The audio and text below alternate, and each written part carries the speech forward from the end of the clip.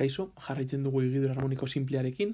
Bideo honetan ikusiko dugu higidura harmoniko simplean agertzen diren distantzien kontzeptuak, adibidez elongazio, amplitudea, zer diren eta bai grafikoki zelan lortu egoera fisikoarekin eta baita ere zelan interpretatu gure irudikapen grafikotik eta baita ere gure funtzioan.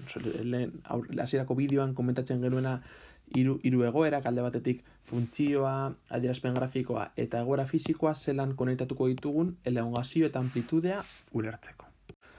Hasieran komentatzea oreka posizioan normalean izaren balioa izango dela 0, bere posizioa 0 denean hori deituko dugu oreka posizioa, horrein betz azaltuko dugu pizkatu beto. Elongazioa izango da posizioa edozein momentutan, beraz galdetzen digutena elongazioa galdetzen digutena da ea zein den malgukiaren edo sistema fisikoaren posizioa, eta azkenik amplitudea izango da gure sistema fisikoak lortu ezakeen distantzia maksimo. Oreka puntutik neurtuta, isa maksimoa, izatez hobeto azateko, horrelako zerbait jarri genezake bere balio absolutua, gero komentatuko dugu, bai, eta azalpen guztia egiteko erabiliko dugu gure malguki vertikala. Malguki vertikala, igual logikoena izango zen isa erabili beharrean Y-ko erabiltzea zergaitik vertikalean gaudelako eta vertikalean normalean I erabiltzen dugulako. Baina nik ala ere jarraituko dut is erabiltzen eta gai osoan zehar is erabiliko dut ez liatzeko. Eta argi izateko berdin diola malguki vertikala edo berdin diola gure malguki horizontala. Beraz, lehenik eta behin, zehatuko gara ulertzen zer den oreka posizioa. Imaginatugu, daukagula malguki bat eta malguki horreri lotzen diogula masatxo bat. Berdin zaigu zein den masa, baina argi dagoena da malgukia nolabait beruntze egingo duela, ezta? Baina bera egiten duenean, usua usten diogu, eta lusatu denean, lortu du luzera jakin bat masa honengatik, eta hor askatzen dugunean geldiri geratzen da.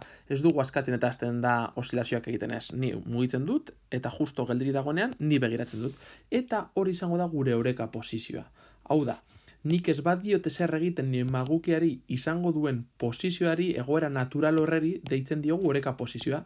Eta esango dugu, kasu horretan, isa balio duela 0, bere posizioa 0 dela, eta hortik neurtuko dugu, ea gora edo bera egiten duen.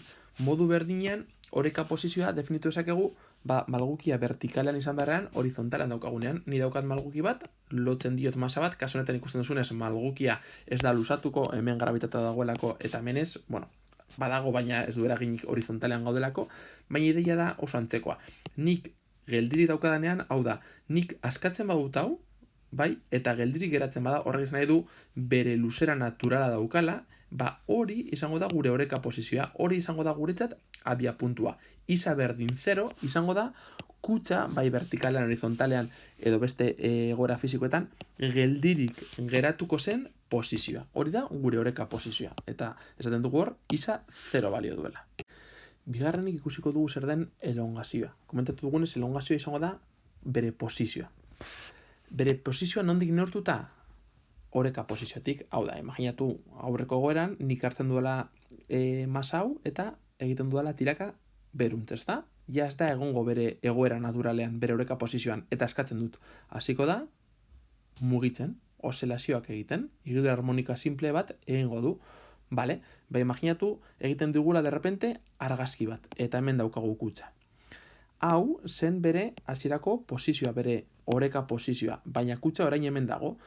Oreka posiziotik kutsa dagoen distantzia horretara, horreri deitzen diogu elongazioa. Elongazioa beraz izango da, kutsaren posizioa eta oreka posizioen arteko distantzia. Eta metrotan neurtzen da. Kasu honetan, berdina, nik hartzen badut kutsa eta desplazatzen badut eta usten badiot egitea bere osilazioak, hemen dagoenean, oreka posizio esan dugu hemen zegoela, kutsa hemen dagoenean, nola ez dagoen bere oreka posizioan, distantzia bat agertuko da, eta hori izango da bere elongazioa. Normalean, esan dezakegu, eskuinera egiten duenean positiboa dela eta eskerrera negatiboa, eta hemen egin daiteke berdina edo kontrakoa. Ariketa bakoitzean joango gara ikusten, baina elongazioak izan daitezke bai positiboak eta bai negatiboak. Baina hori izango da, depende zelan definitzen dugun.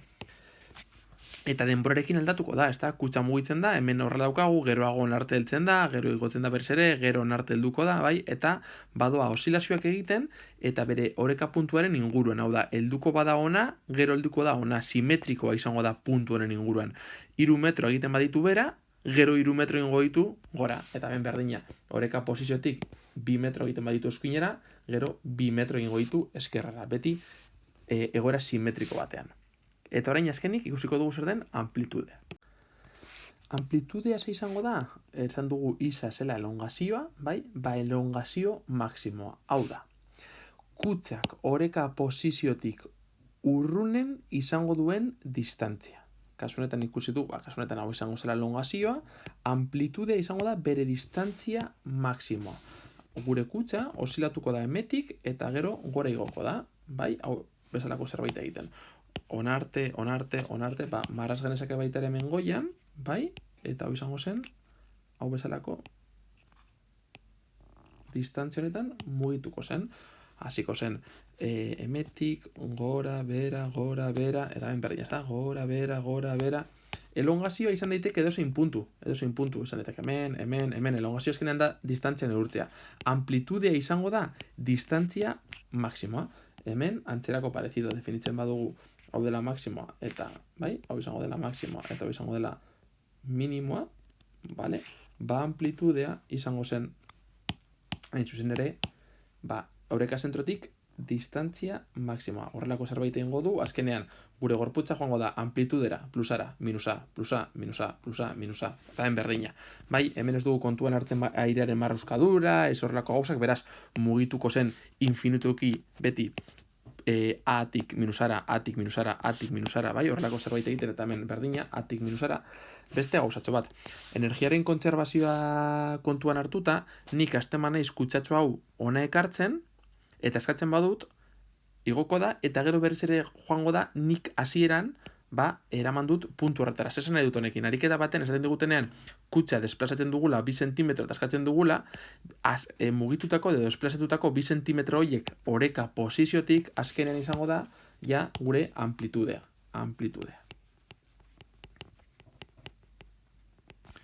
Beraz, gure amplitudea izango da, gure elongazio maksimo. Azkenean, hasieran ematen diogun posizio aldaketa oreka puntutik.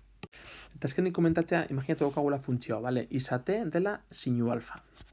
Alfa jarri beharrean omega t, ez nahi sartuko horretan urrengo bideotan salduko dugunez.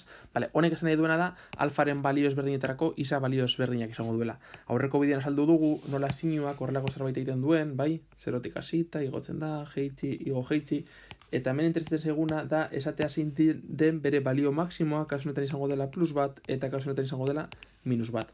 Berdina gertatzen da honekin, hau da, bere balio maksimoa izan daiteke plus bat eta bere balio minus bat. Baina nola biderkatzen dugun arekin, bere balio maksimoa izango da plus bat bider a plus a eta a bider minus bat izango da minus a. Beraz, biderkatzen dugunean gure sinu arekin, a izango dela amplitudea, gure funtzioa plus bat eta minus bat tartetan joan beharrean joan da plus atik minus ara. Eta azkenean da gure egoera fisikoan ikusten duguna. Guk askatzen dugu gure gorputza, mugitzen dugu, desplazatzen dugu bere oreka posiziotik, askatzen dugu eta joango da minusa, plusa, hau da, ez da, minusa, plusa, eta hemen berdina, nik egitzen dut, eta askatzen dut eta egin du plusa, minusa. Hau da, joango da mugitzen a, minusa. Horregatik jartzen dugu a biderkatzen hemen. Ze honek egiten duena da, sinua plus bat eta minus batetik joan beharrean plus atik minusara. Eta ja lortzen dugu konektatzea egoera fisikoa, azkenean oreka posiziotik aldatu dugun distantzia hori amplitude azkenean izango dela gure kutsak lortuko duen distantzia maksimoa, eta funtzio hau, joaten dela plusatik minusara, ematen digu azkenean elongazioa. Edozein momentuta jakin dezaket zein den bere posizioa, imaginatu, niri izaten diatela. Bale, nahi dut momentu honetan, justu horretan ez, nahi dut momentu honetan jakita, begiratzen dugu, ikusten dugu, eta horrek esango digu, zazpigarren segunduan gure kutsa dago 0,3 metrotara. Eta, horrela jakin dezakegu, beraz, elongazioarekin jakin dezakegu une bakoitzean gure kutsa non dagoen, eta horretarako erabiltzen dugun adierazpen nagusia goratu, hau zela, isa izango dela a bider sinu omega t. Azaldu dugu A amplituda zer den, hau hurrengo bideoan azalduko dugu.